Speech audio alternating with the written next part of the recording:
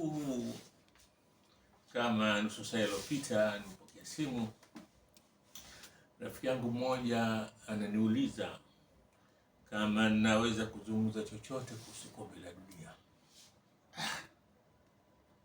Kombe la dunia nizungumze mimi? Ilhali mimi kweli nikipenda mpira toka utoto wangu, na labda naweza nikawastaajabisha watu kutazama hii video kuwa mimi hamu yangu kubwa kwa mdogo ilikuwa mambo mawili. Nilikuwa nataka nivae jezi ya Sunderland, alafu nivae jezi ya timu ya taifa. Wakati nilikuwa mtoto mdogo, Moshi pale kulikuwa na timu kali sana ya TPC ya mpira, na walikuwa TPC wakija Moshi kucheza pale walikuwa katika uwanja wa kunaita Memorial Stadium. Nilikuwa sikosi kwenda pale, ndipo nilipomwona Emil Sefu, John Limo, Emil Sefu na kakake Rashid Sefu, nilipomwona goalkeeper Okoth, nilipomwona Hospitali, nilipomwona Dracula, wachezaji wakubwa, nikamwona director Mbwana, na wachezaji wengi kabisa, Emil Kondo. Na kwa watu leo hawezi kuwajua watu, lakini hawa walikuwa na kipaji cha ajabu. Ikutosha tu kuwa timu ya taifa wakati ule Tanganyika ya 60 mwanzoni, ilikuwa wachezaji wote wa TPC wa ndani. Sasa ndio nimekaa nikafikiria sasa niseme nini, na hao nilokutajia baadaye mimi nishakuwa sasa kijana mtu mzima, tukaja kujuana, tukawa marafiki, na nikawa nawaeleza mimi nilipokuwa na watizama wakati niko mdogo tu. Na siku moja nilikuwa nazungumza na Sani Manara, kwanza mpira, nikamwambia mimi zamani nilikuwa na practice zile feint za Bwana Bushiri, ile kanapata mpira hivi naweza kupeleka mwili wangu huko, lakini mpira Sani akashangaza, akasema hata mimi hivyo. Sasa siku moja nakumbuka nimemchukua Bwana Bushiri katika gari yangu, tuloka Tanga ndo kuja Dar es Salaam. Nikamwadithia habari ya kusema, Mohamed, wewe ulikuwa unanigenga? Nikamwambia bwana, sio mimi peke yangu, tuko wengi, hata Sande huyu anasema kakuja wewe historia yako uchezaji. Sasa hii World Cup ambayo rafiki yangu ananiambia nizungumze, kumbukumbu yangu mbali sana ya mwanzo World Cup. Kwanza nianze na mwalimu wangu, headmaster shule, Mr. Reveta. Huyu alikuwa headmaster shule ya Kinondoni, na alifanya mambo makubwa shuleni kwetu katika michezo hata katika masomo. Sasa World Cup mwaka 1996 inacheza. Siku zile kuna television, watu wanategemea radio. Asubuhi hatusomeshe yeye, lakini asubuhi alikuwa anakuja darasani kwetu. Ile darasa letu sisi akilipenda sana, anakuja na gazeti la Tanganyika Standard.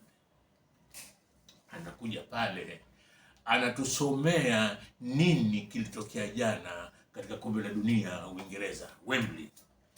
Sasa hapo yeye akimpenda sana Yusobia. Huyo alikuwa mtu mweusi, Makonde kutoka Mozambiki, akicheza timu ya Portugal, striker. Na Yusobia alikuwa anacheza mpira mzuri. Sasa katika ile World Cup ndio watu wanamuona Yusobia. Sasa hizi ndio ni kumbukumbu zangu. Na kumbukumbu nyingine sasa ni mechi baina ya Argentina na Uingereza, Wembley Stadium. Ilitokea tunaita drama, tokea tatizo. Kulikuwa na mchezaji mmoja Argentina akiitwa Antonio Ratin. Antonio Ratin alikuwa mchezaji mzuri sana, na unasema ndo alikuwa kikwazo cha timu ya Uingereza akina Alan Ball, hao wachezaji wa zamani. Leo nikiwataja majina yao hawajui. Na huyo Alan Ball siku moja alikuwa anazungumza na Sal Davis kuhusu mambo ya mpira wakati kwa yeye yuko Uingereza. Akaniambia, Alan Ball mimi nikijiona naye, na nilikuwa vile nikicheza naye golf. Lakini hiyo ni story nyingine. Kwenye kitabu nimeandika, kitabu cha Sal Davis, kuna mambo mengi nimeeleza kwa Saldef anasema pia akijiona na Cliff Richard. Cliff Richard alikuwa ni mpigaji mkubwa, alikuwa mwimbaji mkubwa. Sitoka ingine huku na huku, manake tunazungumza kwa haraka nimalizie.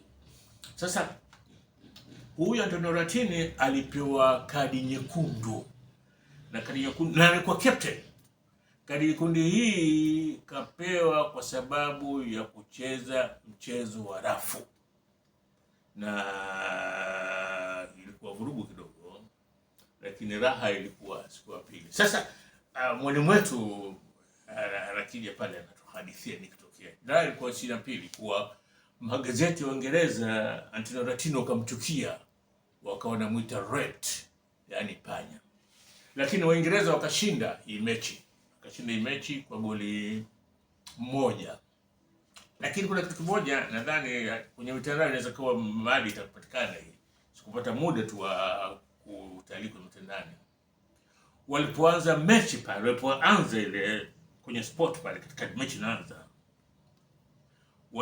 walipasiana pasi ya Argentina kiasi ambacho Waingereza kwa kama vile wanafukuza mpira wapati. Takuonyeshwa na kile timu Argentina kile kiwango chao cha mpira toka enzi hizo. Sasa juzi kuona tena Argentina na Uingereza hapa wafungwana 2-1, nikakumbuka mechi ile ya Antonio Ratini na Bobby Moore. Sasa mwaka ule Waingereza wakachukua kombe cha dunia, World Cup wakachukua, na hawajapata tena kuchukua kombe cha dunia mpaka hivi leo. Nakumbuka ikatengenezwa sinema inaitwa The World at Their Feet. Nakumbuka ile picha inacheza, ile sinema inacheza pale Empress Cinema. Watu wale mtashangaa maka wamezali watu hawajui kama kulikuwa na Empress, kulikuwa na sinema na theaters. Nakumbuka nimeona foleni ndefu, watu wanakata tiketi kuingia kuona mechi. Kulikuwa inaonyesha ile kombe la dunia 56. Na katika watu mnaona pale nimeona mzee Abubakar. Abubakar huyo alikuwa mtangazaji bingwa, na ubingwa wake mkubwa TBC wakati ule. Ubingwa wake kubwa Abubakar alikuwa kusoma taarifa ya habari.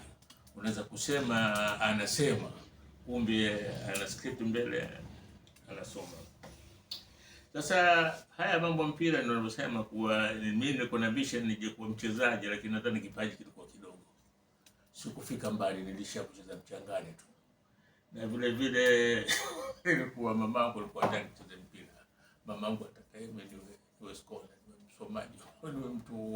Ni mtu wa elimu, yani akisema mwenyewe alikuwa akinipa mfano.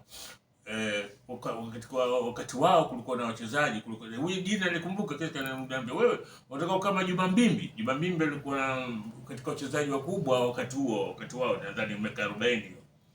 Sasa sijui kama maisha yake alimwendea ovyo ndio ikawatela, ndio kila mfano ananipa mimi kuwa wewe unaweza mpira utakupeleka wapi?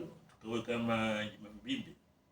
Sasa leo inanikumbusha niko Maputo. Siku kama leo tunacheza finali ilikuwa wanacheza Argentina wanacheza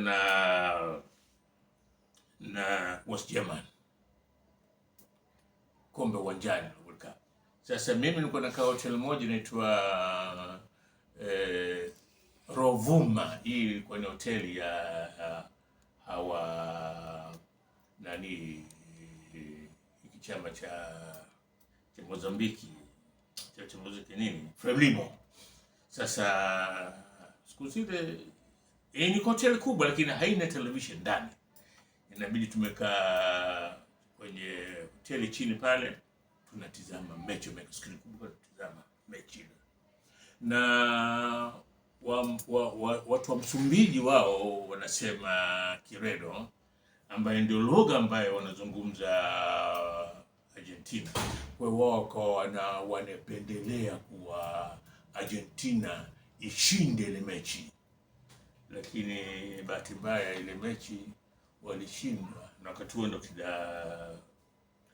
yuko nani huyu Maradona ndio kimtegemewa ya Argentina akakufa dafu.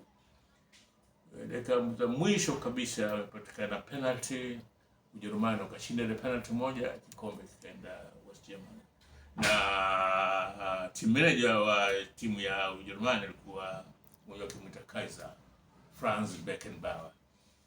Haya majina kama utakamata ukienda kwa Profesa Google unaweza ukapata mengi. Sasa hizi kumbukumbu zangu za mpira, ingawa nilikuwa nimeambiwa nizungumze kwa World Cup, lakini sina mengi, lakini nakumbuka mwaka wa 88 nilikuwa Alexandria, wakati wanacheza kombe la Ulaya la mataifa. Kombe lile walichukua Holland na walicheza finali na Urusi na Holland wakachukua kombe. Ndio nawakumbuka wachezaji wakati ule ambao hakika walikuwa wakitandaza ball. Rudy Gullit, Marco van Basten, Koeman. Hao ndio walikuwa wachezaji wakati ule wanatisha katika timu ya Uholanzi. Na walikuja wakacheza katika klabu kubwa za Ulaya. Lakini huwezi kuzungumza mpira bila kumtaja Pele. Pele na kitabu chake kinaitwa My Life with a Beautiful Game. Hiki kitabu alikitafsiri kwa Kiswahili na mimi nilikinunua hapa Dar es Salaam Bookshop. Nilikuwa nacho hapa maktaba sikiona.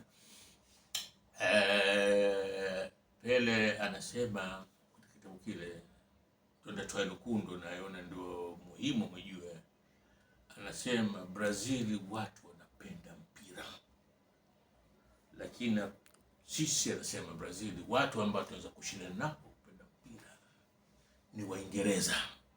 Sasa anaeleza yeye uzoefu wake Brazil na kuna kucheza Uingereza. Anasema sisi pale tunatoka kwenye tunnel hivi ndio tunaingia uwanjani, ile kelele inayopigwa na wale washabiki wa Uingereza, kama huna moyo, anasema tayari ni mshafungwa.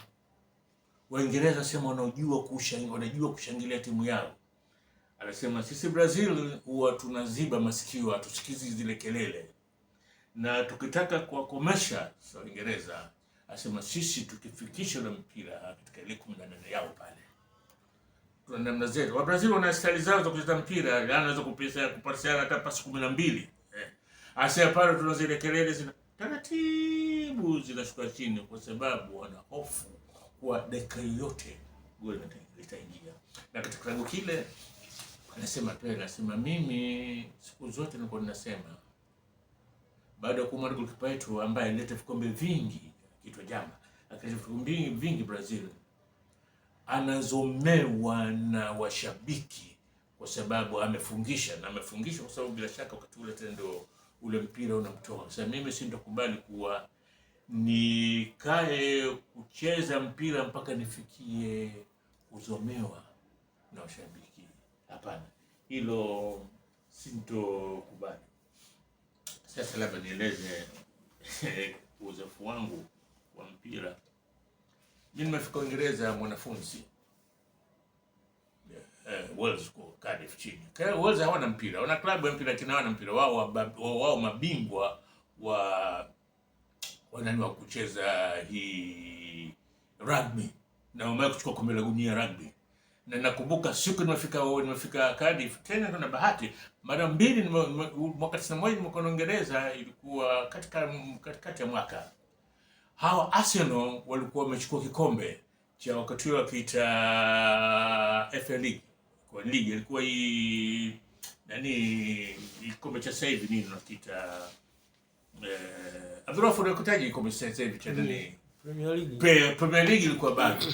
Sasa nimefikia nyumba moja Finsbury Park karibu na klabu ya Arsenal. Zile vurugu ambazo mimi nimeona ndio nikajua yale nilikuwa nasoma huko nyuma, kwa hakika Waingereza wana wazimu kwenye mpira. Usiku kucha bwana wanashangilia. Halafu nimekuja kuona sasa niko Uingereza, kitu cha kwanza wanatuonya walimu, wasema kuwa nyinyi wageni hapa Uingereza, kaeni mbali sana mtakapoona kuna kundi la Waingereza watu wanakwenda mpirani. Ukiona ile kundi, kama umekutana labda uko London, umekwenda London umekuta wanakwenda sasa mpirani, anasema kaeni mbali nao sana, wale watu makubwa utakuta wale si watu. Na hakika Waingereza wanakwenda kutazama mpira saa nyingine tayari washalewa, na kama mathalan ndio Manchester United labda wanacheza na Liverpool, hata polisi wanaongezwa polisi wenye uniform na sio uniform, kuangalia kuwa hali inakuwa shwari. Na wanapomaliza sasa hizo pub hizo, wanapokunywa pombe na kuwa hatari kubwa, na mambo pia. Siku nyingine nilikuwa mji mmoja Ufaransa na unaitwa Le Havre, hawa Paris Saint-Germain walikuwa wanacheza final. Sasa nilikuwa na mwenzangu mmoja yeye kwa mpo Cameroon, tulijuana pale hotelini, akaniambia Mohamed, twende tukatazame mpira. Mimi nitafanya mpango nichukue tiketi twende tukatazame mpira.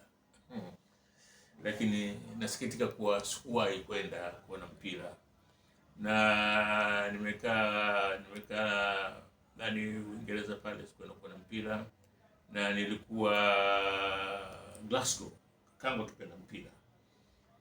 Profesa Mdona tupenda mpira sana, pamoja hapa tukaona mpira uja hapa bwana, uwaone hawa Glasgow Rangers wanavyocheza, uone ile vurugu. Lakini sikuwa na moto wakati tena, ile hamu ya mpira umenitoka.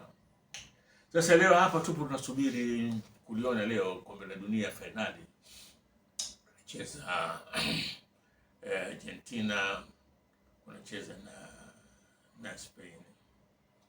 Sasa labda nimalize niwe kutazama mashabiki wale washambuzi wanasema nini, na nadhani rafiki yangu labda hii video ninafanya labda ataona nimefanya kitu, lakini mimi si mtaalamu. Wataalamu wenyewe watakuja watatengeneza na tutastarehe zaidi. Assalamu alaikum warahmatullahi wabarakatuh.